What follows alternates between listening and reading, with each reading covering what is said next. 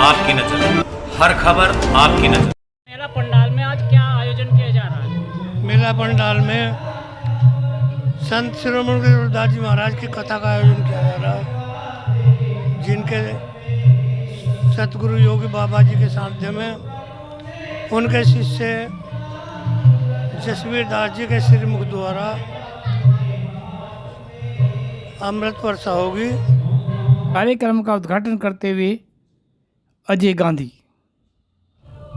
2013 से पहले यहाँ मेले में विकास का समय ये 2013 में शुरू हुई। और कहां से शुरू हुई? सुधा गांधी मेले की चेयरमैन बनाई गई और सुधा गांधी ने राजीव गांधी ने मेले में घूम कर देखा, यहाँ सब है, यहाँ देवी भी है, यहाँ देवता भी है, यहाँ पैगंबर भी है, यहाँ वीर भी है। रविदास नहीं। हर लोग रविदास जी लोग कहते हैं जमात चौदह, तो जमात चौदह में रविदास क्यों नहीं है? तो उन्होंने विचारों में रविदास गुरु जी के कथा की परमिशन दे दी।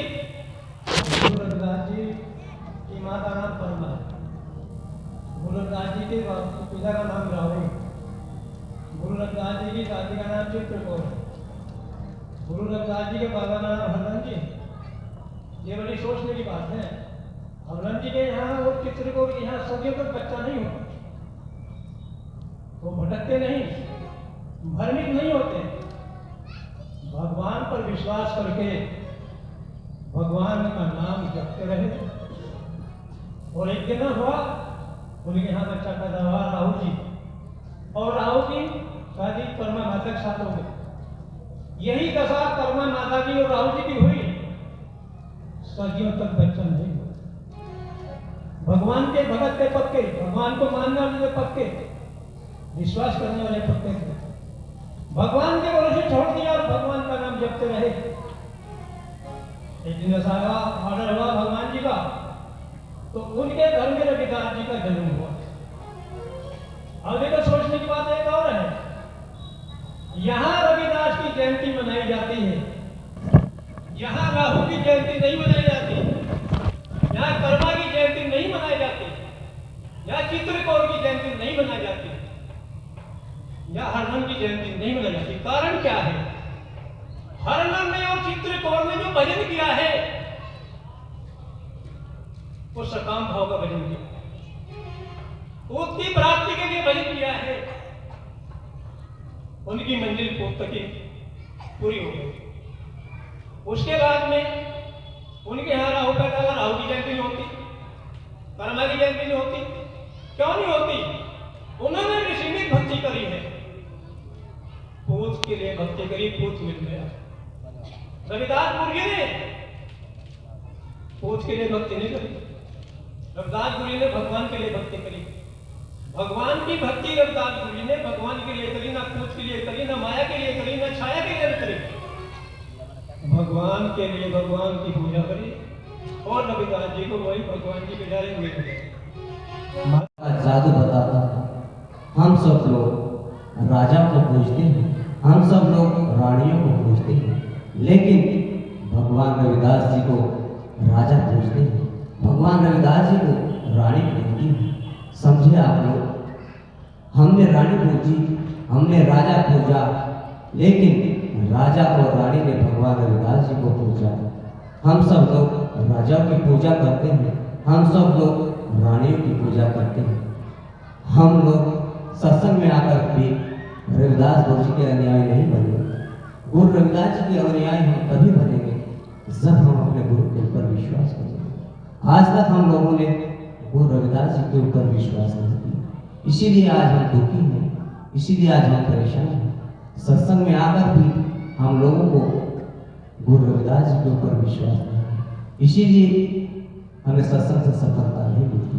सत्संग में आकर के वही लोगों को सफलता मिलती है जो शिरोमणि गुरु रविदास जी के ऊपर विश्वास करते हैं, उन्हीं लोगों का जीवन सुखी बनता है।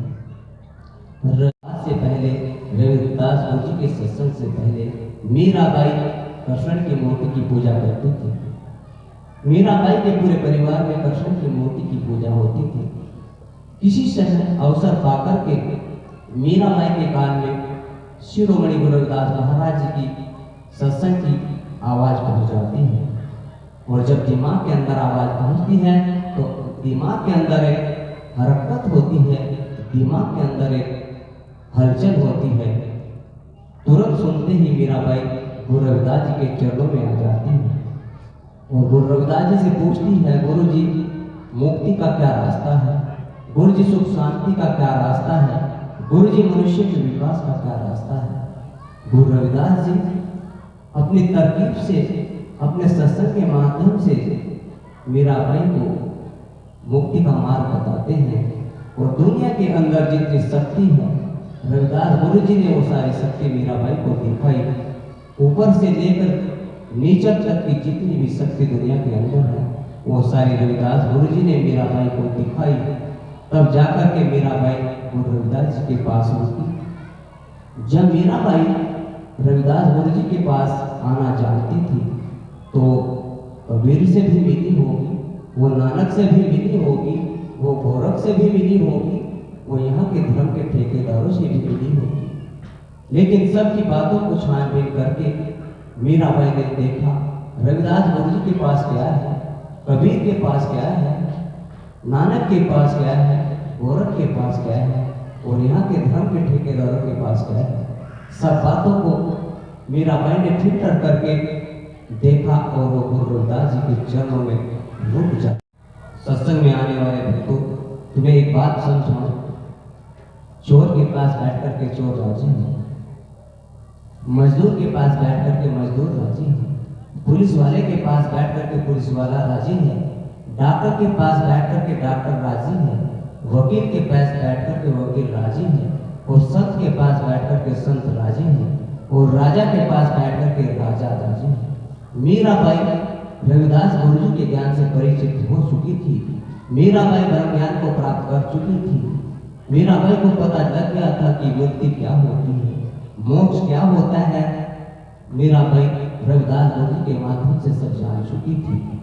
लेकिन बड़े बड़े राजा, बड़ी बड़ी रानियों ने सुना मीराबाई रानी रविदास गुरु जी की शिष्य कैसे बनती। मीराबाई के पास झाली और योग होते हैं। कहा, गोपो तू रविदास गुरु जी की शिष्य क्यों बनी? ऐसा तूने रविदास गुरु जी के अंदर क्या देखा जो तू रविदास गुरु जी की शिष्य बनी? मीराबाई ने झाली को और योगवती को समझाया। गोपो में रविदास गुरु जी के पास इसलिए आई है, इससे पहले मैं कबीरदास जी के पास भी गई थी, मैं गोरखनाथ के पास भी गई थी, मैं नानक के पास भी गई थी, मैं यहाँ के धर्म के ठेकेदारों के पास भी गई थी।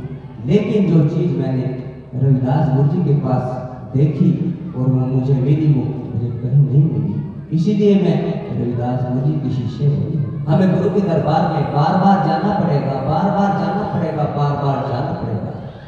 जैसे हम अपने हाथों को बार बार धोते हैं, अपने पैरों को बार बार धोते हैं, अपने मुंह को बार बार धोते हैं। अगर मुंह ना धोए तो मुंह गंदा हो जाता है, अगर पैर ना धोए तो पैर गंदे हो जाते हैं, अगर हाथ ना धोए तो हाथ गंदे हो जाते हैं। उसी प्रकार अगर हम गुरु के दरबार में बार बार नहीं जाएंगे तो हमारा मन गंदा हो जाएगा, मन गंदा हो जाएगा। और इस मन को अगर शुद्ध करना है तो गुरु के दरबार में हमें बार बार जाना पड़ेगा। मन को धोने का साबुन गुरु रविदास जी के पास है, पैरों को धोने का साधन आपके पास है और उसका नाम है साबुन। हाथों को धोने का साधन भी आपके पास है, मुंह को धोने का साधन भी आपके पास है, लेकिन मन को धोने का साधन आपके पास नहीं, वो तो रविदास गुरु जी के ही पास है। तो हमें क्या करना है? हमें रविदास गुरु जी के मंदिर में जाना है, भगवान के मंदिर में जाना है। अपने मन को धोने की कोई जरूरत नहीं। जैसे ही हम घर से चले तो हमें मंदिर तक हमारा मन धीरे धीरे शुद्ध हो जाएगा और हमें भगवान का नाम जपते जपते मंदिर में जाना है। जैसे हाथों को धोने के लिए हाथों को बार बार धोया जाता है, जैसे पैरों को बार बार धोया जाता है, जैसे मुंह को बार बार धोया जाता है, और कुछ समय के लिए फिर गंदगी आ जाती है, फिर हमें अपने पैर धोने पड़ते हैं, फिर हमें अपना मुंह धोना पड़ता है, फिर हमें अपने हाथों को धोना पड़ता है। उसी प्रकार हम लोगों को बार बार गुरु की शरण में जाना पड़ेगा।